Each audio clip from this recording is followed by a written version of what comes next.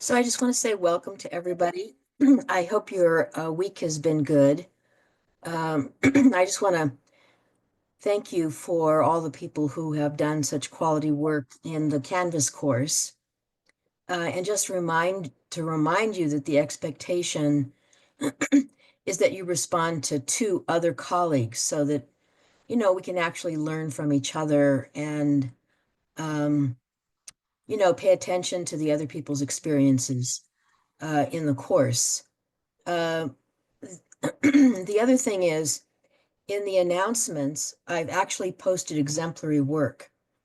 And the reason I'm doing this is I think some people have a difficulty in responding thoroughly to the responses in the prompt and then to other people. So one sentence or two sentences is just not enough. This doesn't really show that in some ways, that I've been clear enough with you to say that your responses have to be both thorough and thoughtful. Even in the standards for high school students, it always says, you know, why are you making this statement? Use evidence for your justification. What reasons do you have? So it's always why. So putting two sentences in as if you're responding to, a prompt um, or to other people, you know, is just not quality work. And so when you have an incomplete, I'll actually say, please go back and redo this. So if you have an incomplete, if you have incompletes and you don't go back and correct what you've done, then the challenge ends up being, did you actually complete the course based on the expectations? And part of that, again, I take full responsibility for not being clear, but I keep on writing the same thing, generally to the same people. So, in the announcements, there'll be examples of exemplary work, exemplary responses. The same thing with the Zoom log from last year. There were just really exemplary work in relationship to, you know, uh, what each person was learning on the Zoom calls. So I'm happy to see Bev here because, she's directly connected to a district and has experience being in IEP meetings and other meetings where the standards are really immediately relevant. So I'm going to share the screen. We're going to finish the standards the way we've done before. And you can put your questions in the chat. And I think Bev will monitor that for me. So I appreciate that, Bev. This is our last Zoom meeting. And so it's important, again, this idea of working at least weekly um, on the Canvas course. And the reason I'm asking you to do that is, I'll do module one and then respond to everybody. And then I'll move on to module two. Then people who haven't done anything in module one email me and ask me if I've seen their responses. Well, this puts me in an awkward position because I have to keep going back to module one, and so it's really important to try to, you know, um, make weekly progress on the Canvas course in a very thoughtful way. Otherwise, I continually end up going to module one, module one, module one, module one, spending hours on module one when people are already on module three. Then they ask me, have you seen my work on module three? Well, I haven't even finished module one. There are almost 150 people registered in the course. So, it takes me a while to get through it and then make responses. And some of the responses that you've done have been really enlightening. They've been, very powerful, and they're from all over the state. And we should be proud of that. I mean, that's the whole point of the work that we're doing is to engage families, especially when there are so many strange things going on in the country that ends up not being very supportive uh, to any of us. So I'm going to share my screen and we'll finish up the last the last standards. So can you actually see standard 6, everyone? Yes, thank you. So this is accountability, which I think is interesting because it goes back to some of the questions that people were previously asking about how accountable, should interpreters feel. So the ethical principles are interpreters are responsible for the quality of interpretation. Okay, so the goal is you're responsible for the quality of interpretation, right? It's not about what the administrator does, what the administrator says, what the families are confused about.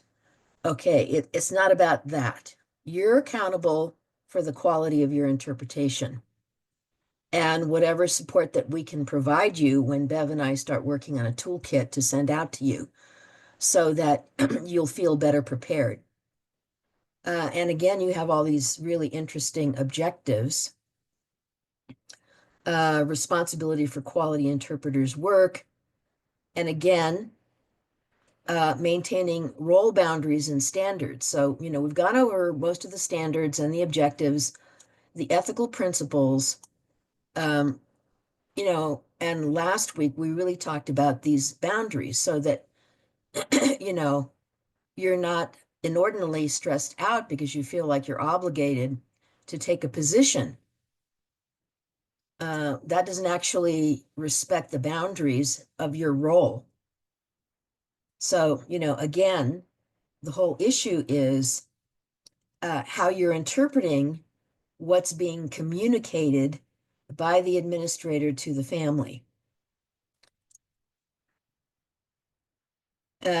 I think that this also helps clarify some issues about that, you identify and correct interpretation. If there's an error or there's some confusion about the Spanish, it's important to clarify with the family, first of all, I'm a little confused. Is this what you mean?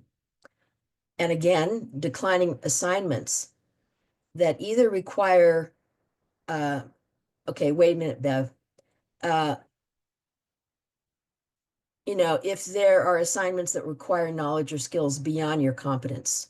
And that's why, in the Canvas course, it's asking you, based on the standards, what are your strengths and what are your weaknesses? And why do you feel that way? So if you're not identifying your strengths and your weakness, how can you actually fulfill the standard? Okay, Bev. And actually, one of the things that I wanted to say from a district level, we appreciate knowing that if an interpreter says, I'm not sure I'm quite ready for that, that adds a whole new layer of respect and value to what you bring to the table. So I just wanted to let you know that it's not going to be a detriment like, oh, they're never going to call me again to interpret. No, that means that you really value and care for that role that you play, and it's not seen as detrimental from at least our district perspective. Thanks, Bev. I think it goes back to this idea of what professionalism is. There are often times when I get these really kind of off the wall strange messages from people at USBE who are my colleagues. And sometimes I don't even know who they are. They're like brand new people, which is fine.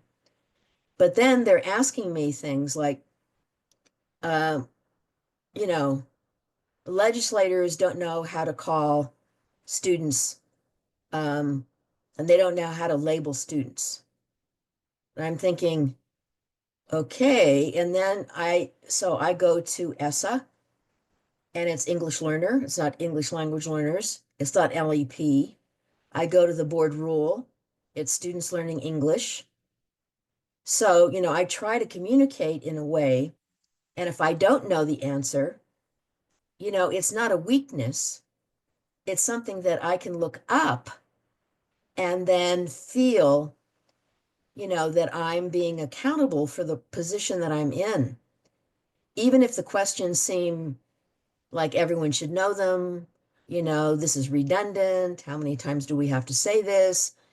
The goal again is really to think about the ways you can acknowledge both your strengths and your weaknesses and then respond in a way with a sense of integrity.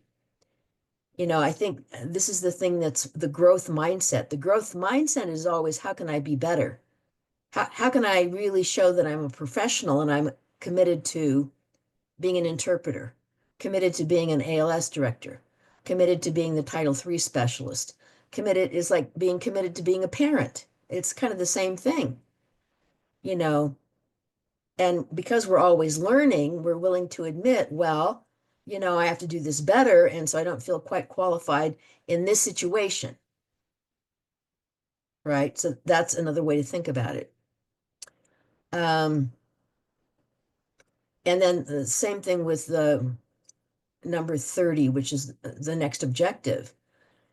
Informs the parties, request direction during an encounter. If it's apparent to the interpreter that expertise is beyond his or her competence.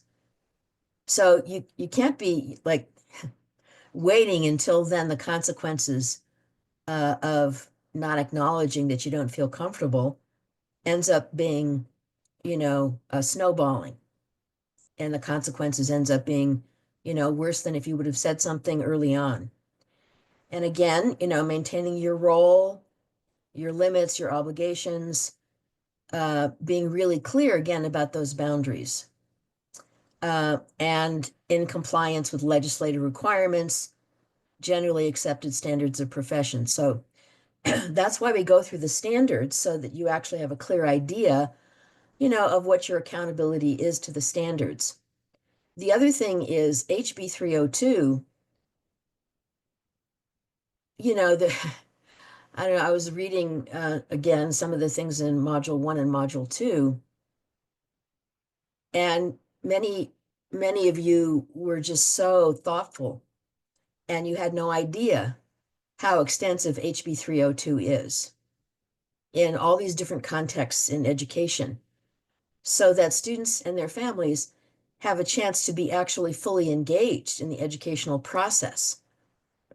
And, you know, some people, even in the districts, have been really clear who are taking this course and then using it with administrators, because in some schools and some districts, the knowledge of HB 302 and the obligations for all the ways in which interpretation has to be done based on state law, after even this is, this was passed in 2022, and there's still people and schools who have no idea.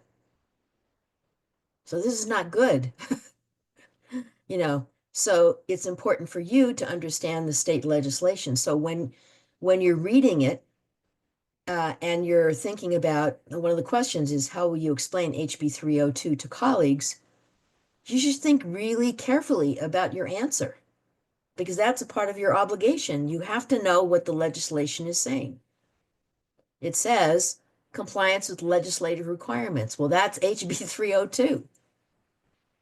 And then number 33 is maintains transparency, which I would hope that, other people in my agency were serious about, so that we could actually know what's going on before a board meeting happens.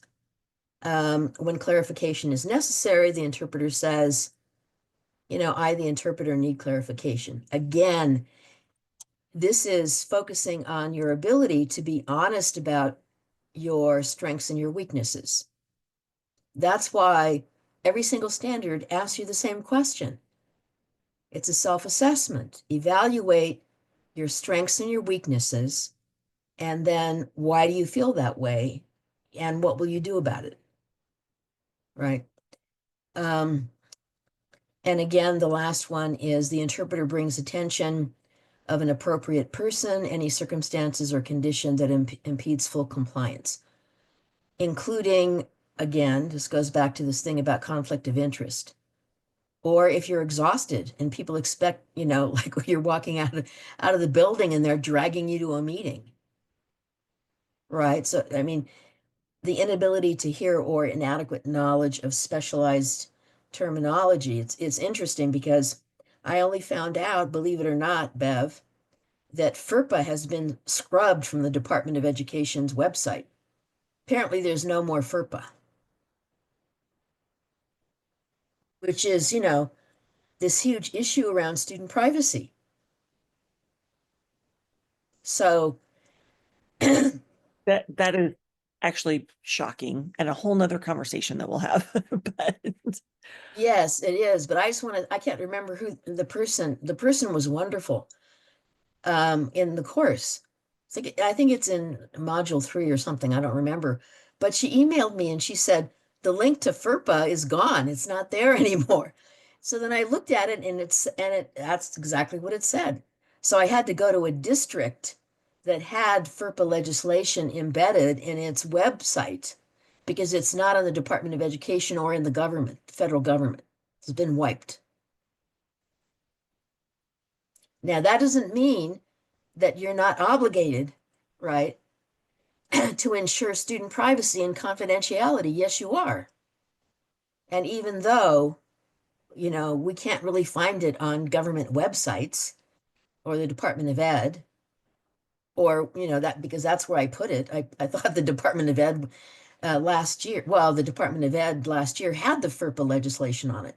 It doesn't now. So, any questions about accountability before we go to professionalism? And remember, this is supposed to alleviate you from anxiety. You should be treating yourself well and not making excuses when, you feel overwhelmed or overcome or you have a conflict of interest. It's just a level of integrity, and protecting your own role as an interpreter. Okay, let's go to standard 7, professionalism, which, is in some ways it's a repetition of all the things that we've talked about. But it's, about looking at the ethical principles and at all times being a professional, which is, consistent with the standards, the professional standards, and the protocols and procedures that are established by your district or, whomever that you're interpreting for. And again, it says, which I like, this idea of performing your duties, as unobtrusively as possible, because you're not, and this alleviates you from anxiety. You're not the center of attention. That's not, that's not your role. What you're doing is you're interpreting so that the communication has the highest quality from the person who's facilitating, the educator, the teacher, whoever it happens to be, and the family for the sake of the parent and the child, right? And if there's confusion, then obviously you're going to ask for clarification. Again, completes assignments. So all this is just really pretty obvious. If they notify you, you have to be clear and ask them exactly the time that you have to be there, where it is, when it is, you know, um, and then you stay there until uh, the meeting ends, right? So, and again, dressing appropriately um, for face-to-face encounters. Um, we even get these emails from USBE, and if there's a Zoom meeting or whatever, we're expected to dress as a professional. I mean, that just, that's just obvious. I think that's an obvious thing that, if you have a profession and you're doing a face-to-face encounter, which usually meetings happen even on Zoom, then you're dressing appropriately when it's an official meeting. And again, does not conduct personal or other business while on an interpreting assignment. And I don't even see how this could actually happen. How would you, when you're doing an interpretation assignment, like, are you on your phone? I don't know. This seems like, again, really obvious. Um, Creating a work environment conducive to performing interpretation, even if it's over the phone. Right. So if it's over the phone, you're asked to do it over the phone, then you're not, um, drinking a cup of coffee or, eating a sandwich or something like that. You're paying attention to the interpretation because that's your professional obligation. And if you don't have time to do it, then you just say you don't have time to do it. Okay, let's look at I think that's a pretty obvious one. Let's look at standard 10. Now, this is one of my favorite ones because I really believe that we're all learning together. That's why, when your responses to other people in the Canvas course are so thoughtful and generous, and kind and welcoming, it makes a whole difference of being in the course virtually because someone is actually listening to you and responding to you. So those responses to other people in the course are really valuable. So, we commit ourselves to lifelong learning, um, and it's really about services that end up changing over time, that, you really always go back to the standards, even if you wanted to do, I don't know, Bev, what do you think about this? Like at the end of um, an experience, there's a debrief about, how do you think this went? How can I get better? What, you see what I'm saying? Because in most learning experiences, when you actually stand back and kind of debrief and reflect on it, you can always see ways that you can either improve or ways that you can get feedback on whatever it is you're doing. Whether it's interpreting or whatever. Bev? So this is part of mini district. They have a feedback and reflection cycle. And so it's about using that quote unquote data to think about where you've been to adjust your performance moving forward. And I think that's a really critical part of everything that we do, especially and also interpreting, uh, Mhm. just to make everything better and more professional. Yeah, and if we're willing to say that we're a learning community, then we should be open to feedback. And I'm not talking about open to criticism. That's not what I'm saying. But feedback is a way in which, you know, we end up uh, getting what's in our best interest in relationship to us doing better work.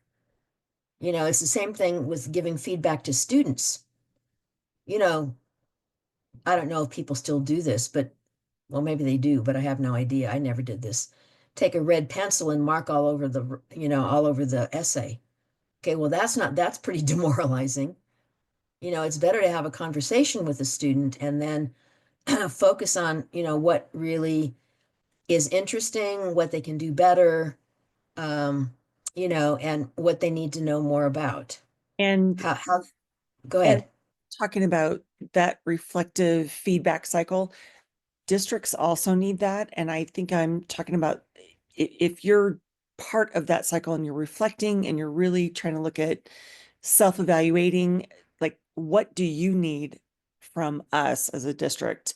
So I think that's really critical, and being able to take multiple experiences and then present, hey, you know what? This is not going well when I interpret in your district. Here are some things that we might be able to do, or things that would make it better.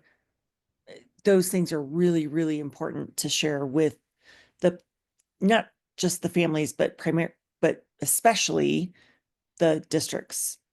Because we don't know what we don't know. So that helps us a lot. Yeah, and I think keeping notes, like a reflective journal on your experiences, especially related to the standards, because that would give you more validity in saying, well, we had this course, I'm certified, and this standard, it's very clear what it's saying, but I don't feel like we're getting to this. So, how can we work together to make this happen? So it's more feedback, but it's like this joint experience of you knowing the standards so well that you want to make the experience of interpreting at a high level of excellence, which then makes a difference because then you don't have people being defensive. Because then you don't want people, you don't want people to be defensive when you're suggesting things that would make the entire experience better for everybody. Um, and again, the interpreter takes available courses. Well, you're all here doing that. And many of you have been, showed a lot of interest in the advanced course. There are a couple of people already who have finished it, the 40-hour course, which is way more intensive than this. And they have just loved it and learned so much from it. So much so that I'm not sure if I told you, Bev, but now there's a waiting list of 97. We have 50 in the course, and now there's a wait list that big. So we're trying to create an amendment to renegotiate the contract so they can accept more people. And the contract is for 5 years. So everybody who's doing the course with me to be like a level 1 certification, if you want to do the advanced course, we know that'll be open for the next 5 years in this contract. And it's specifically for Utah. They're so amazing because they ended up asking me, advice on what could be included in their typical course. And I said, of course, HB 302 has to be deeply embedded in it because this is the implementation of that state law. And they were really good in responding. So Bev, we made a good decision in picking this group. And again, it goes back to this practice of self-evaluation. And I use the word self-assessment. So in every single module I say, please assess yourself. I mean, you're all adults and you're all being very honest. Some of the things that people have said in their self-assessment, is really touching, just so honest and straightforward and thoughtful. And so this gives you an opportunity, to really evaluate your current practice and what you want to do in the future. And again, 46 is about demonstrating, goes back to this thing about demonstrating what it is you've learned from your experiences as well as the standards.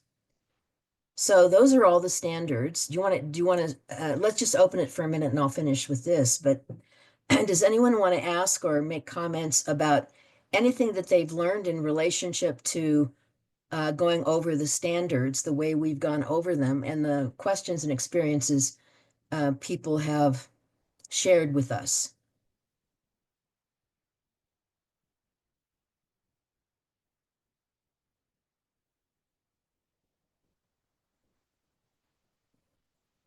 Okay, doesn't seem like anything. Let me just say that there was some technical issues. I'm not sure. I think it was from the 19th or something. So then I emailed everybody to make sure that they could replace that Zoom meeting with the presentation that Kim Fratto did on a very important question, which came up last year when somebody was doing an IEP and the parent was asking about extended interventions like after school. And apparently there was some confusion because what got translated or interpreted from the person who was leading the meeting, the IEP meeting, was that the student wasn't eligible. And the interpreter came to the Zoom meeting and said, well, how can a student who has special needs not be eligible for extra support after school? And so there was this whole kind of confusion about some kind of eligibility requirements, but it had nothing to do with being after school or summer school or anything like that. So Kim Fratto's, PowerPoint presentation, I ended up putting in a link, and I'll put it also in another link so that you can watch that as a replacement. The other thing, the first Zoom meeting that we did, it was only 30 minutes and it was partial.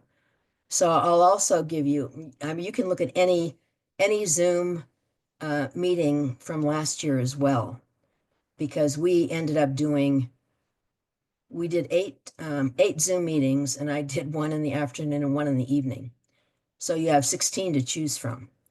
And they brought up some really important things. So if you have difficulty with getting the link, because I know there's been some technical difficulties in the syllabus, it gives you the link to the playlist, and you can just go to the interpreter's playlist and replace whatever you want. So here's the last thing about Module 10. And it's a final self-assessment on the 8 standards. And when it says, please be thorough in your responses, so that's what it means. It means, like, give evidence. You can even use your experiences to say what you did and what you're going to do differently, or what your strength is and how you accomplish that, in an experience you had in a discipline meeting or whatever.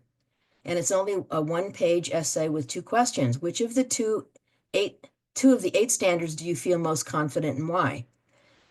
Now, I always feel it's really important to build on your competency. So if you have strengths, you should be proud of them and you should build on them so that you can support other people that you might be able to mentor. And then on which one standard, you can see that this is kind of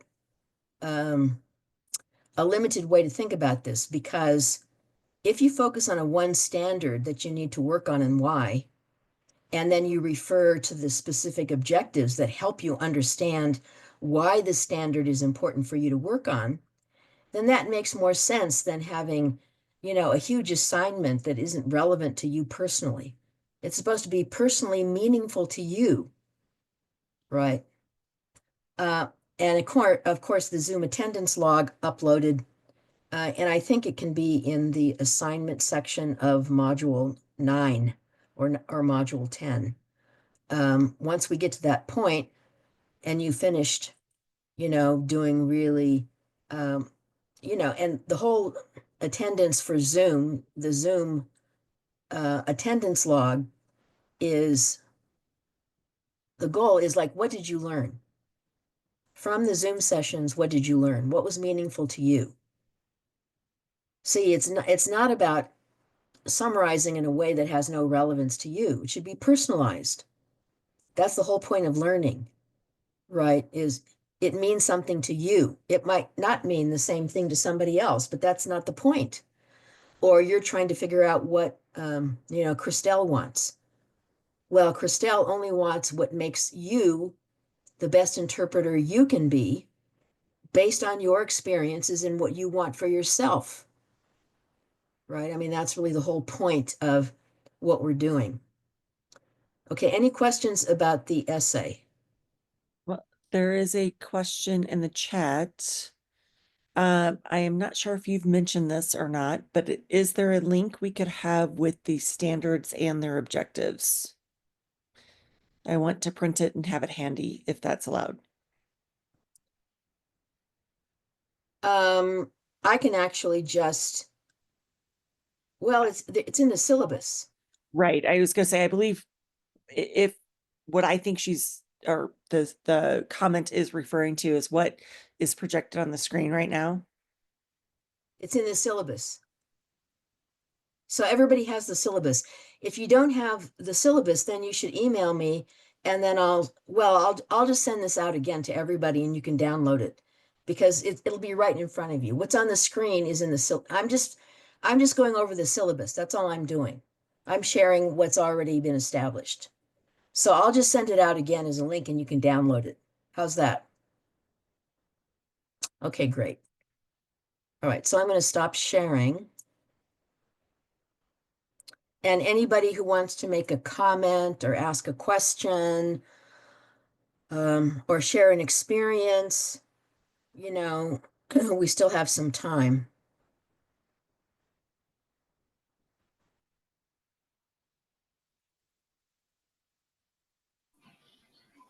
I have a question.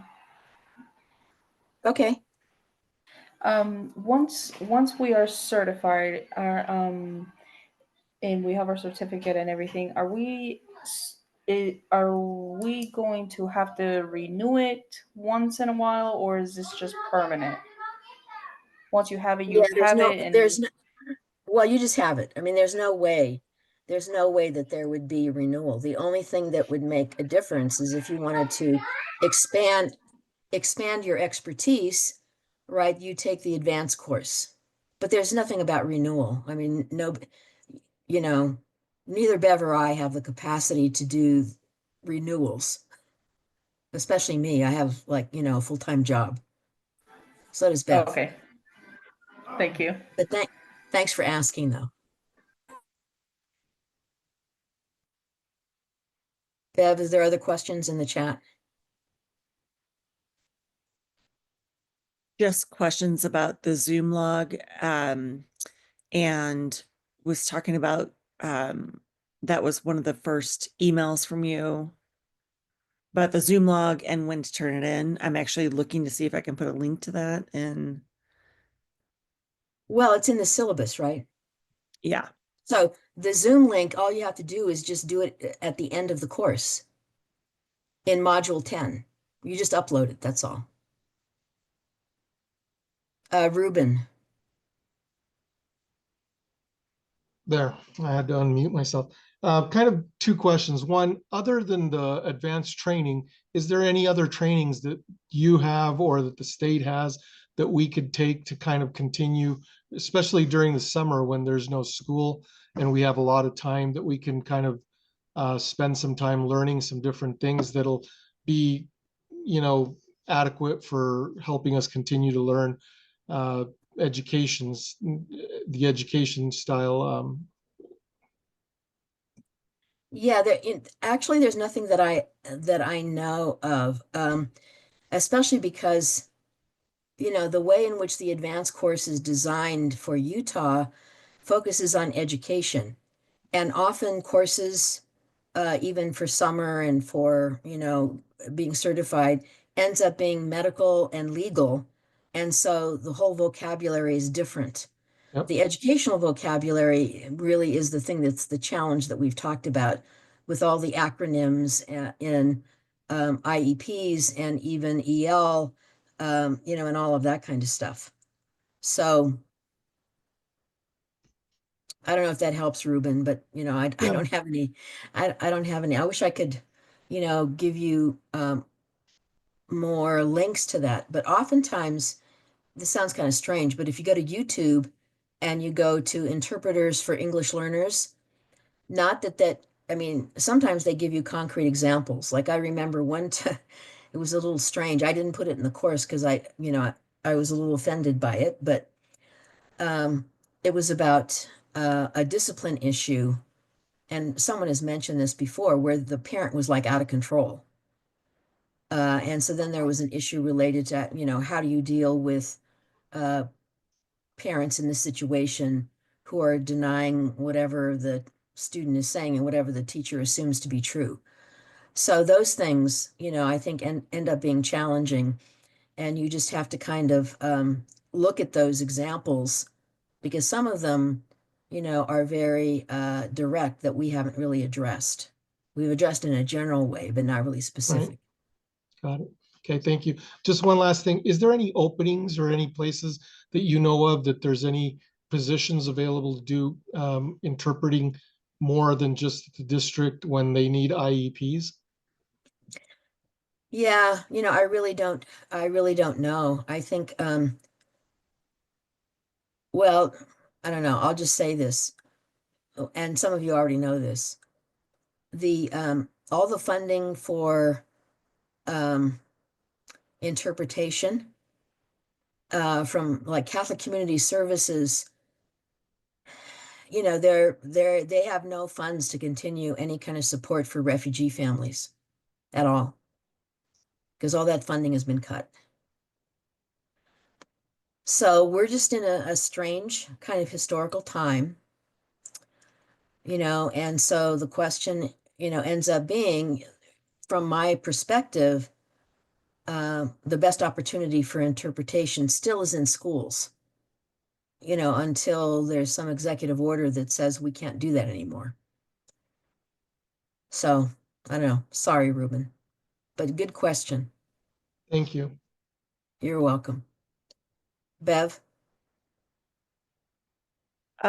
So Ruben, there are still opportunities in the medical sector and through the courts, not necessarily with educational interpreting that is funded for, through federal and state grants for schools, but educational or, excuse me, court interpreting and medical interpreting are still, there are lots of opportunities there, as far as I know.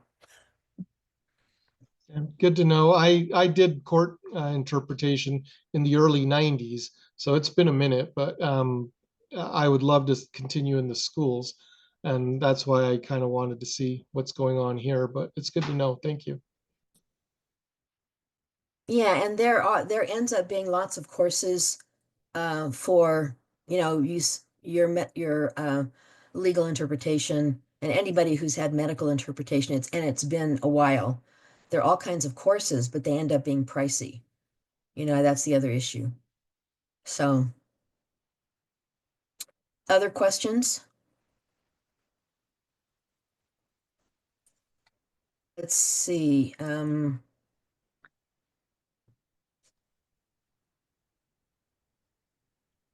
Yes. May I ask a question? Yes, uh-huh. Christel, I'm wondering, do we need to have the course, this elementary course done before we can register for the second level? Yes. Besides, you'd never get in anyway because the wait list is almost 100 people. So Okay, you really you really should finish this course because it'll give you, the opportunity when we're hoping to do the amendment and add additional funding for this year and next year. So it probably won't even be eligible. It won't even be open maybe until next year until we figure out how to amend the contract because there are so many people already on the wait list. Okay, thank you. There's Oh, a you're welcome. question about, does this course give any credits that count toward college? Are there any college No. credit? No. No college credits. We're having a difficult time actually trying to get it on the Midas system. So educators, and I'm not sure if it's, I've tried to make a case for having paraeducators get Midas credits and have levels of certification. Tried to start that about 10 years ago, but it didn't really get anywhere. But those people who are teachers and in this course, we've had a hard time actually getting the Midas course approved through the kind of bureaucratic system. I had to go in and then change a lot of it and then do a couple of sections. So people who have been teachers and finished in 2024 then can get Midas credits, which is USBE credits toward being certified as a teacher, not as an interpreter, right? But just as an educator. Other questions?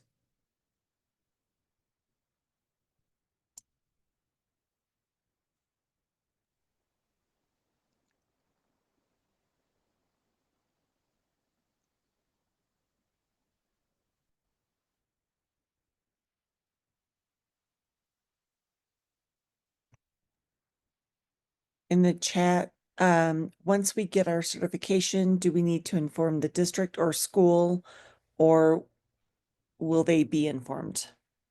Okay, they're not going to be informed. You have to do it yourself. So all you do is when you get the certificate, and it does take, it took a very long time, but I think I'm going to have, we had the superintendent, the state superintendent sign it with me. So I signed the certificate and then the state superintendent, and that took a very, very long time.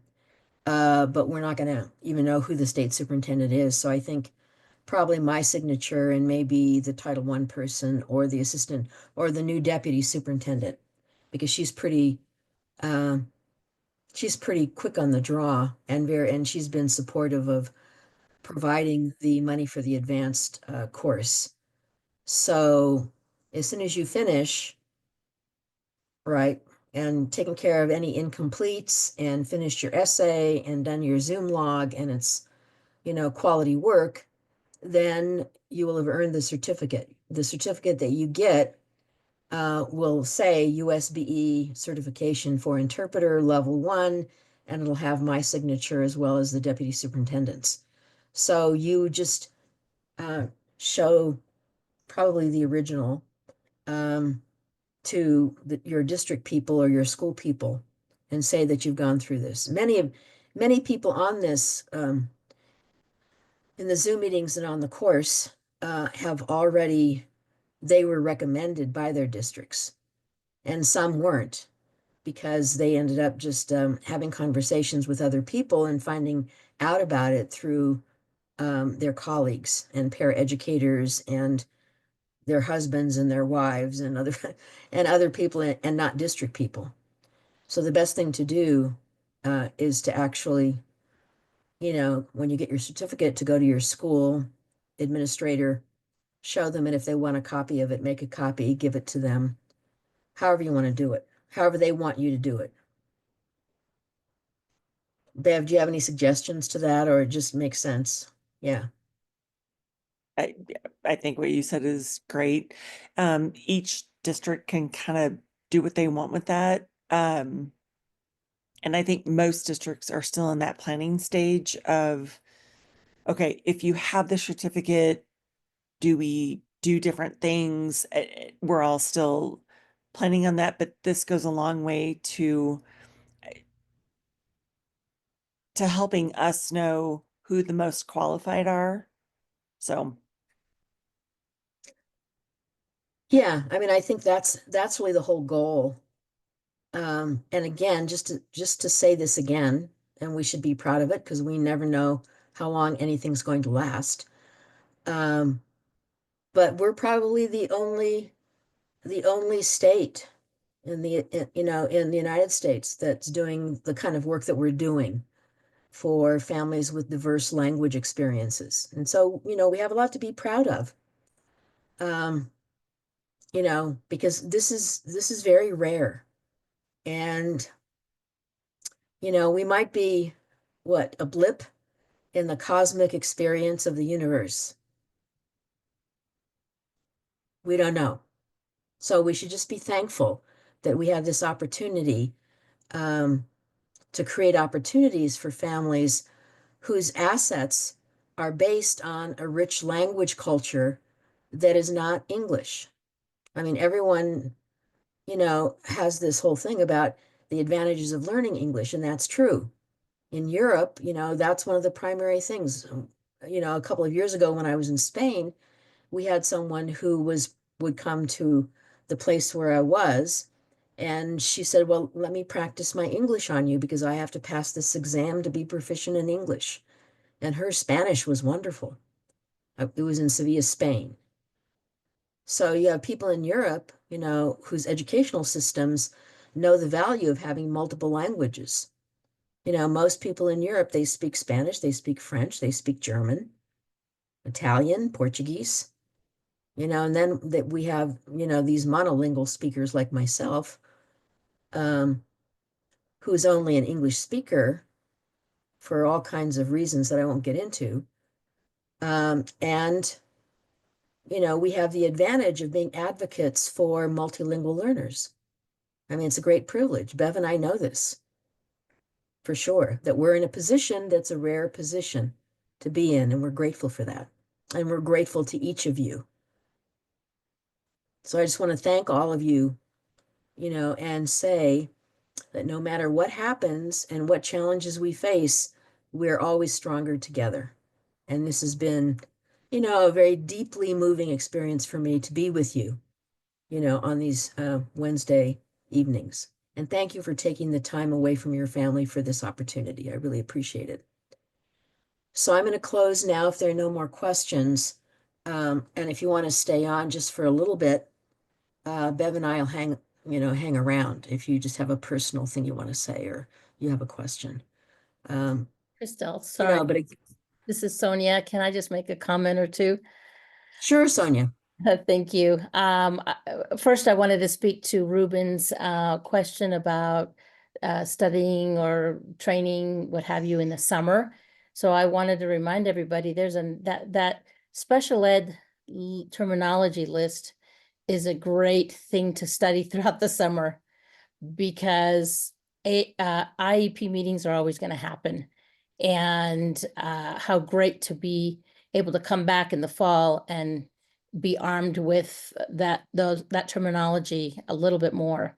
So there's always that long list of terminology that can be studied throughout the summer. And then I just want everyone to know that to give yourself more credit. We're all intellectual, smart individuals, and if we know the English language, and I'm not saying be perfect at it, but if we know the English language and we know the most popular language that our students and families are, which is Spanish, then we should be okay. I know it's easy to feel inadequate, but we have to feel confident. We have to feel confident in interpreting for our students and families.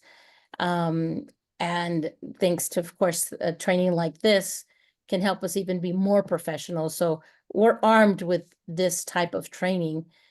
We just need to be, I think, give ourselves more credit and feel confident. When I interpret, I specifically ask both parties, please be sure to be brief so I can, in your phrases, so I can interpret. You can ask that. I mean, do you really want to memorize a paragraph that they say? No, it doesn't have to be that way. We can call the shots in the sense of asking for that type of request, which is not difficult. And everybody, every time I've asked that, has no problem at all. So anyway, I just want to wish everybody good luck as we are now, with this additional knowledge that we have and that we can do it. And there's things in life, last comment, there's things in life that we can fake it till we make it, but this is one that we do not and cannot do that. In other words, we have to be pretty accurate and professional and transparent. And I think it was mentioned before, these families, administrators and individuals, teachers, they will respect us for what we do because we have been transparent with them up front at the beginning. So I just wanted to hopefully empower everybody to move forward. Thanks, Sonia. Mhm. So is it Suzanne? I see your hand up. And then Evelyn. Rocio. Can you hear me, Krista? Yes, So,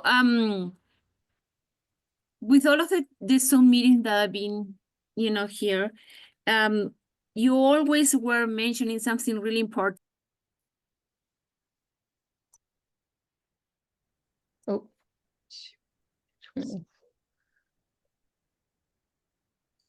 that was my mistake.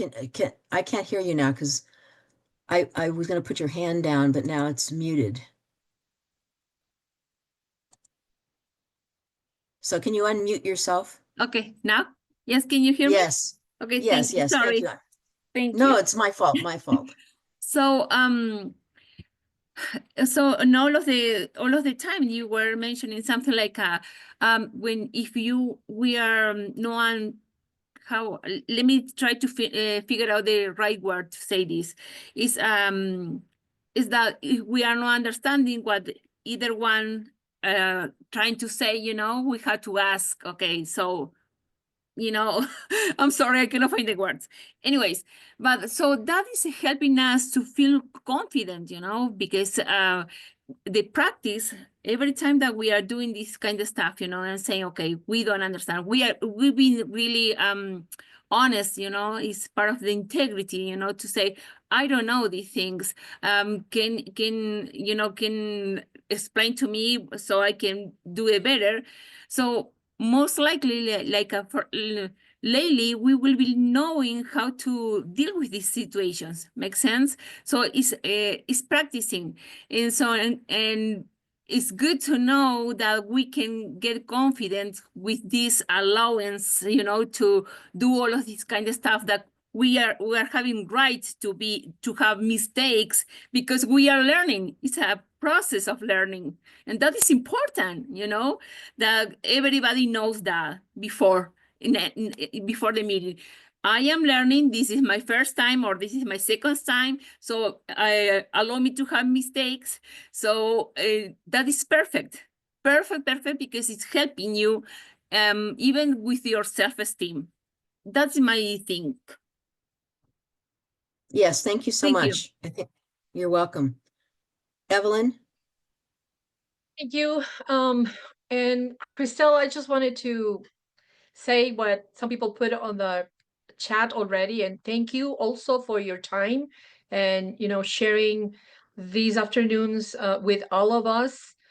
And thank you to all the people that are taking their time also to write the do the work and do the homework, and we are able to go and check.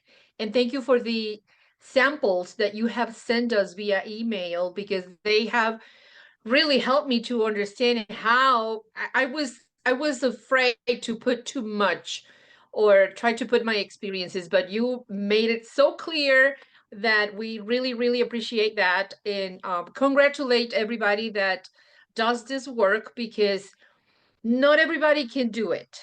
And I am a witness of that. I have a 24-year-old that tried to do it with my mom. My mom was on a phone conversation, and she was like, help me, tell them this, and that in Spanish. And he was able to say it in English, but then he wasn't able to tell her they were saying in Spanish. And he was like, I don't know how you do it. So we really have, like Sonia said, we really have to be proud of this ability that we have.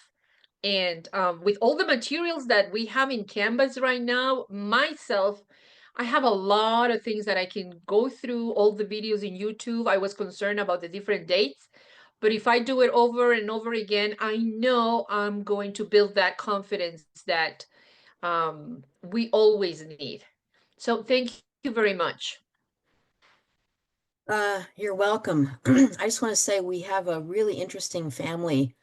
The father is a paraeducator at Utah International Charter School, and last year, and he's Nepalese. His family is from Nepal, and it's so wonderful because now I think his daughter, who's now in the university, and his sister is taking the course to be certified. So we have, the majority has been Spanish, but then we have, wonderful families and wonderful people who, they were in the army in Afghanistan, and they know 3 or 4 languages. So that's the other thing. And in this course, just to let you know, we have a wonderful, wonderful woman from Washington County who's a paraeducator, and her language is Navajo, which is really important because it's not really a written language. And the Navajo code talkers that won World War II for us, I just want you to think about them and appreciate them, because their names have been scrubbed from the Arlington website and the Smithsonian website. So you'll never know that Chuck Foster's father was a code talker in World War II. And because it's, a spoken language,